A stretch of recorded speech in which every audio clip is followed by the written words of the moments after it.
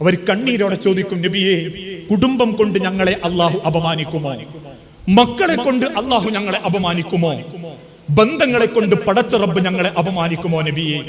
അള്ളാഹുവിന്റെ തിരുദൂതൻ തിരിച്ചു പറഞ്ഞു, സഹാബത്തെ, കുടുംബം നന്നാക്കുന്നവർക്ക് റബ്ബിന്റെ സ്വർഗത്തിൽ പ്രത്യേക സ്ഥാനങ്ങളുണ്ട്. ആ കുടുംബത്തിന്റെ ഭംഗിക്ക് വേണ്ടി പണിയെടുക്കുന്നവർക്ക് അള്ളാഹു പ്രത്യേക പദവി കൊടുക്കുന്നുണ്ട്. ഒരു കുടുംബം അറ്റുപോയപ്പോൾ അത് വിളക്കിച്ചേർക്കാൻ വേണ്ടി പരിശ്രമിക്കുന്നവർക്ക് അള്ളാഹുവിന്റെ സിംഹാസനത്തിന്റെ അരികിൽ അള്ളാഹു പ്രത്യേക സ്ഥാനം അള്ളാഹു താല ആദരിച്ച് നൽകുന്നുണ്ട്. അതിനെന്തു വേണം? കുടുംബത്തെ റബ്ബിന്റെ ദീനിൽ കൊണ്ടു നടക്കാൻ പറ്റണം. ഇന്ന് പല കുടുംബങ്ങളിലും നിസ്കാരവും നോമ്പും ഉണ്ട്, ദീനില്ല. പല കുടുംബത്തിലും ദീനില്ല. നേരം വെളുക്കുമ്പം എഴുന്നേൽക്കുന്നത് 6:30 മണിക്കും 7 മണിക്കും 7:30 മണിക്കും, കിടന്നുറങ്ങുന്നത് 11 മണിക്കും 11:30 മണിക്കും 12 മണിക്കും. കണ്ടുതീരാത്ത വൃത്തികേടുകളുടെ മൊബൈലുകൾ, കണ്ടുതീരാത്ത വൃത്തികേടിന്റെ സിനിമകൾ, കേട്ടുതീരാത്ത നുണകളുടെ മാലപ്പടക്കങ്ങളുടെ കഥകൾ കേട്ടും രസിച്ചും അർദ്ധമയക്കത്തിന്റെ പകുതി കണ്ണുമായി കിടന്നുറങ്ങുന്നവർക്ക് പടച്ച റബ്ബിനെ തൃപ്തിപ്പെടുത്താൻ പറ്റുന്നില്ല. മകൻ എന്ത് കാണുന്നു, മകൻ എവിടേക്ക് പോകുന്നു എന്ന് ചില രക്ഷിതാക്കൾക്ക് ചിന്തിക്കാൻ പറ്റുന്നില്ല. മുഖത്തോട് മുഖം നോക്കാതെയും പറഞ്ഞ സലാം മടക്കാതെയും ബന്ധങ്ങൾ വിച്ഛേദിച്ച് അകന്നു കഴിയുന്ന 100 കണക്കിന് മുസ്ലിമീങ്ങളെ, നമസ്കാരക്കാരെ, നോമ്പുകാരെ, പള്ളി കമ്മിറ്റിക്കാരെ, അള്ളാന്റെ ദീനിനെ നെഞ്ചോട് ചേർത്ത് ജീവിക്കുന്ന 10,000-ങ്ങളെ കുടുംബത്തിന്റെ വിഷയത്തിൽ ന്യായം ചെയ്യാതെ അനീതിക്കും അക്രമത്തിനും കൂട്ടുനിന്ന് പകക്കും വെറുപ്പും ഈഗോയും മനസ്സിൽ കൊണ്ടു നടന്ന് ആ വാശിയിൽ ജീവിക്കുന്ന നിരവധി ആളുകളെ ഇന്ന് മുസ്ലിം സമൂഹത്തിൽ നമുക്ക് കാണാൻ സാധിക്കും. അതുകൊണ്ടാ പ്രിയപ്പെട്ടവരെ, കുടുംബം മധുരമാകണോ? ദീൻ ഉണ്ടാവണം. അത് ദീനും മക്കൾ ആരിൽ നിന്ന് പഠിക്കണം? മാതാപിതാക്കളിൽ നിന്ന് പഠിക്കണം. 3 വയസ്സ് തികഞ്ഞ കുഞ്ഞിന് അൽഫിത്തറെ കൊണ്ടുവച്ച് ചേർത്തലല്ല പുണ്യം. 3 വയസ്സിലേക്ക് എത്തിയ മകന് വേണ്ടിയിട്ട് മാതൃക കാണിച്ചു കൊടുക്കുന്ന മാതാപിതാക്കൾ എന്ന ആദ്യത്തെ വിദ്യാലയം നന്നാവല പുണ്യം. 3 വയസ്സ് തികഞ്ഞ കുഞ്ഞിന് വേണ്ടിയിട്ട് LKG ബിൽഡിങ്ങിന്റെ വലുപ്പവും ഡൊണേഷന്റെ പവറും ഓനോതുന്ന 14 സൂറത്ത് കാണാപ്പാടം പഠിച്ചതിന്റെ കുളൂസും കുടുംബക്കാരോട് പറയുന്നതിന്റെ മുൻപേ എന്റെ മക്കൾക്ക് എന്റെ ജീവിതത്തിൽ നിന്ന് കിട്ടിയത് എന്താന്ന് ചിന്തിക്കണം. ആ ദീൻ ഉണ്ടാക്കി കൊടുക്കേണ്ട ബാധ്യത അള്ളാഹു രക്ഷിതാക്കളെ ഏൽപ്പിച്ച് നൽകിയിട്ടുണ്ട്. അത് നാട്ടിലെ ഉസ്താദുമാർക്കും മൗലവിമാർക്കും മാത്രമുള്ളതല്ല. അത് അവനവന്റെ വീട്ടിലെ മക്കൾക്ക് രക്ഷിതാക്കൾ ഉണ്ടാക്കി കൊടുക്കണം.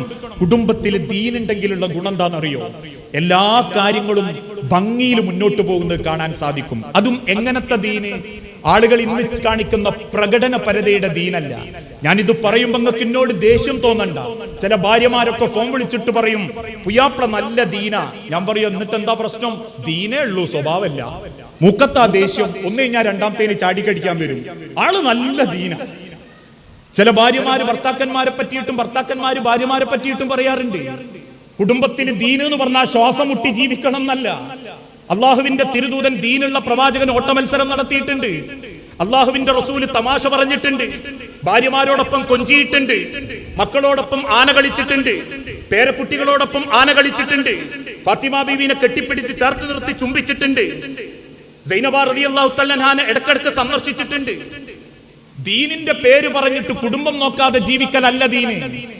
ദീൻ എന്നാൽ കൊടുക്കേണ്ടത് കൊടുക്കണം. അത് ഭാര്യ, മക്കൾ, രക്ഷിതാക്കൾ, കുടുംബം, അയൽവാസി എല്ലാവർക്കും കൊടുക്കണം. അല്ലാതെ ദീൻ എന്നാൽ നമ്മൾ 5 വക്തിനും സമയം തെറ്റാണ്ട് പള്ളിക്കോവുക, വേറൊരാളെ കാര്യത്തിൽ ഇടപെടാണ്ടിരിക്കുക, സുന്നത്തസ്കാരം അങ്ങോട്ട് കൂട്ടി നിസ്കരിക്കുക, കുടുംബത്തിൽ ദീൻ അങ്ങനെ ആക്കാത്തതിനും ഇങ്ങനെ ആക്കാത്തതിനും മക്കളെയൊക്കെ വെറുപ്പിക്കുക, അതല്ല ദീന്. ദീനെന്ന് പറഞ്ഞാൽ അവന്റെ ഹൃദയത്തിലുണ്ടാവും, അവന്റെ സ്വഭാവത്തിലുണ്ടാവും, അവന്റെ പെരുമാറ്റത്തിലുണ്ടാവും. അത് ദീൻ പഠിക്കണമെന്നൊന്നുമില്ല. കുത്തിയൊലിച്ച പ്രളയം കേരളക്കരയിൽ വന്നപ്പോ തെക്കൻ കേരളത്തിൽ ഒരു നാടൊന്നാകെ ആ പ്രളയം കൊണ്ടുപോയി. അന്ന് അവിടെയുള്ള ഒരു തഹസിൽദാരായ അബ്ദുറഹീം സാഹിബ്, അദ്ദേഹത്തിന് ആ പ്രളയത്തിന്റെ ദീൽ സർക്കാരിൽ നിന്നും കിട്ടിയ 80 പൊതിച്ചോറുമായിട്ട് ആ തഹസിൽദാർ ആദിവാസി കോളനി കയറി ചെന്നു. 75 ചോറും അദ്ദേഹം വിതരണം ചെയ്തു. ബാക്കി 5 എണ്ണം ബാക്കി. പലരും അദ്ദേഹത്തോട് പറഞ്ഞു, നിങ്ങൾ കഴിച്ചോ, ഒന്നെടുത്ത് നിങ്ങൾ തിന്നോളി, നല്ല ബിരിയാണല്ലേ കിട്ടിയത്. അദ്ദേഹം തിരിച്ചു പറഞ്ഞു, അതെനിക്ക് അർഹതപ്പെട്ടതല്ല, അതെനിക്ക് ഹറാമാ, ഞാനത് കഴിക്കാൻ പാടില്ല. നിന്റെ വീട്ടിൽ വെള്ളം കയറിയിട്ടില്ല, നിന്റെ ജീവിതത്തിൽ ഇന്ന് വരെ ഒരു പ്രയാസം വന്നിട്ടില്ല. പടച്ചോൻ എനിക്ക് ശമ്പളം തന്നതിൽ നിന്നും ഞാൻ ചോറ് കൊണ്ടുവന്നിട്ടുണ്ട്, ഞാൻ അത് കഴിച്ചോളാം. അദ്ദേഹത്തിന്റെ ചെറിയൊരു ടിഫിൻ ബോക്സിൽ ഒരു ഉപ്പേരിയും ഒരു ചമ്മന്തിയും ഒരു ചോറും കൂട്ടിക്കുഴച്ച് തിന്നുന്നത് കണ്ടപ്പം കണ്ടു നിൽക്കുന്ന അമുസ്ലിമീങ്ങൾ പോലും ഇസ്ലാമിനെ ആകർഷിച്ചു പോയി. ഇന്ന് അതേ സ്ഥാനത്ത് കഴിക്കുന്ന നമ്മളെ ഭക്ഷണത്തിന്റെ ഹക്കും പാത്തിലും നമ്മൾ നോക്കിയിട്ടില്ല. മക്കൾക്ക് തിന്നാൻ കൊടുക്കുന്നതിന്റെ ഹക്കും പാത്തിലും നോക്കിയിട്ടില്ല. സമ്പാദിക്കണം സമ്പാദിക്കണം വെപ്രാളപ്പെടണം എന്ന് തീരുമാനിക്കുന്നവനും നെറ്റിത്തടത്തിൽ നിസ്കാരത്താഴ്പുണ്ടെങ്കിൽ ദീനെന്നാൽ കുടുംബത്തിലെ ദീൻ എന്ന് പറഞ്ഞാൽ നിസ്കരിക്കലും നോമ്പൊൽക്കലും അല്ല, അത് മനസ്സിലുണ്ടാവല. എല്ലാ രംഗത്തും വാപ്പയാണോ മക്കളോടുണ്ടാവണം, ഉമ്മയാണോ കെട്ടിക്കൊണ്ടുവരുന്ന മരുവളോടുണ്ടാവണം, മരുക്കളാണോ കയറി ചെല്ലുന്ന വീട്ടിലുണ്ടാവണം.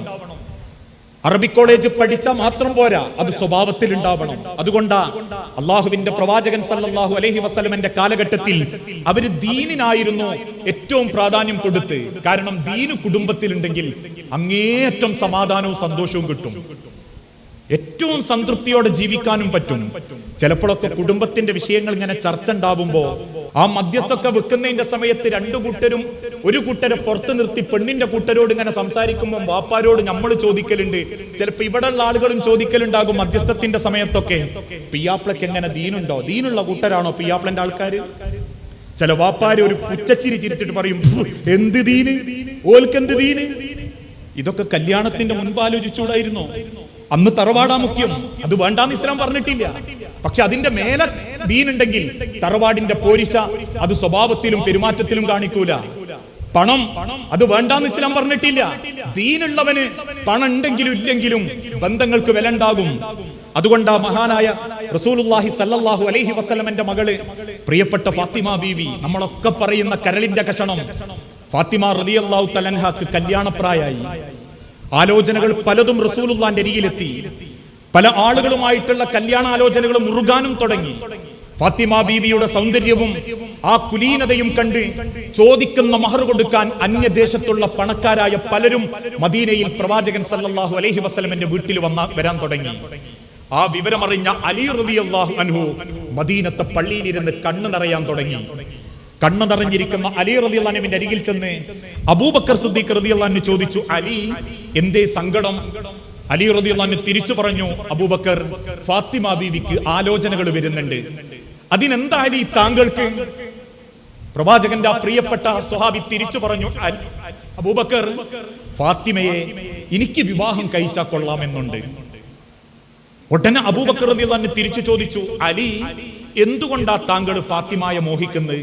ഫാത്തിമ ബീവിന്റെ സൗന്ദര്യാണോ, അല്ലെങ്കിൽ ഫാത്തിമ ബീവിന്റെ വാപ്പ നബിയാണ് എന്നത് പ്രവാചകനെ തൊട്ടുള്ള പോരിശയാണോ?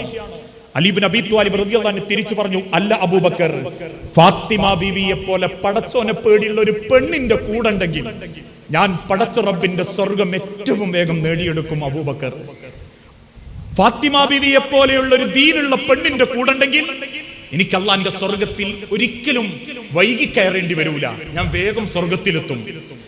സിദ്ദീഖുൽ അക്ബർ റളിയല്ലാഹു അൻഹു പുഞ്ചിരിയോടെ പറഞ്ഞു, അലി, അതാണ് താങ്കളുടെ ഉദ്ദേശമെങ്കിൽ താങ്കൾ റസൂലുള്ളാഹിനോട് നേരിട്ട് ചോദിച്ചോ.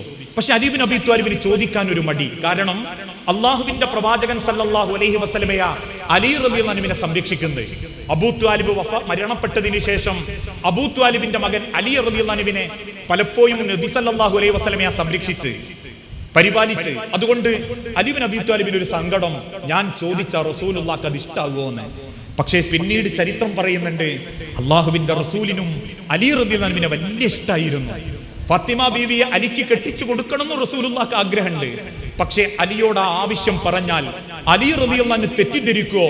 പ്രവാചകൻ നോക്കിയതിന്റെ കൂലി ചോദിക്കുക, ഇത്രയും കാലം തിന്നാൻ കൊടുത്തതിന്റെ കണക്ക് റസൂല് മോളെ കെട്ടിക്കാൻ വേണ്ടി ചോദിക്കുകയാണ് എന്ന് അലി റളിയല്ലാഹു അൻഹു തെറ്റിദ്ധരിക്കുന്ന ബേജാറുകൊണ്ട് റസൂലും ചോദിക്കുന്നില്ല.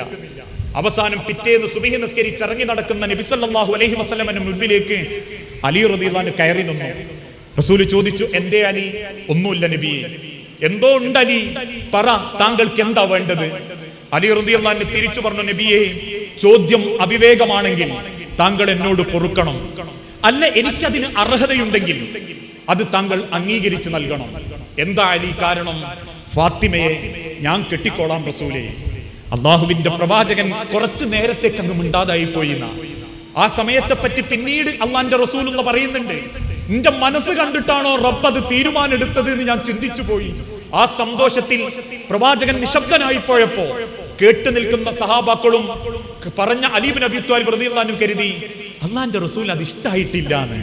അലി റളിയല്ലാഹു അൻഹു ഇങ്ങനെ തിരിഞ്ഞു നടക്കാൻ ഒരുങ്ങിയപ്പോൾ പിന്നിലൂടെ വന്ന് അലി റളിയല്ലാഹു അൻഹുവിനെ കെട്ടിപ്പിടിച്ചിട്ട് റസൂലുള്ളാഹി പറഞ്ഞു, അലി, നിന്റെ ഫാത്തിമാക്ക് പടച്ചോൻ തന്നതാങ്ങളെ, നിങ്ങളെപ്പോലെയുള്ള ഒരു വരനെ എന്റെ മകൾക്ക് വേണ്ടി കിട്ടിയത് ഞാൻ അള്ളാഹുവിനെ സ്തുതിക്കുന്നു അലി. ആ അലി റളിയല്ലാഹു അൻഹു അള്ളാഹുവിന്റെ റസൂൽ കല്യാണം കഴിച്ചെടുക്കുക. അന്ന് അലി റളിയല്ലാഹു അൻഹുവിന് ഒരു വീടില്ല, ഭക്ഷണം കഴിക്കാൻ ഒരു പാത്രമില്ല, അലി റളിയല്ലാഹു അൻഹുവിന് വരുമാനപ്പെട്ട് എന്തെങ്കിലും സൗകര്യങ്ങളില്ല. പക്ഷേ പ്രവാചകന്റെ ജീവിതത്തിൽ അലി റളിയല്ലാഹു അൻഹുവിന്റെ കയ്യിൽ ഫാത്തിമ ബീവിയെ കിട്ടിയതിനു ശേഷം എത്ര മനോഹരായിട്ട് അവര് ജീവിച്ചതെന്നറിയോ, എത്ര സന്തോഷത്തിൽ അവര് ജീവിച്ചതെന്നറിയോ.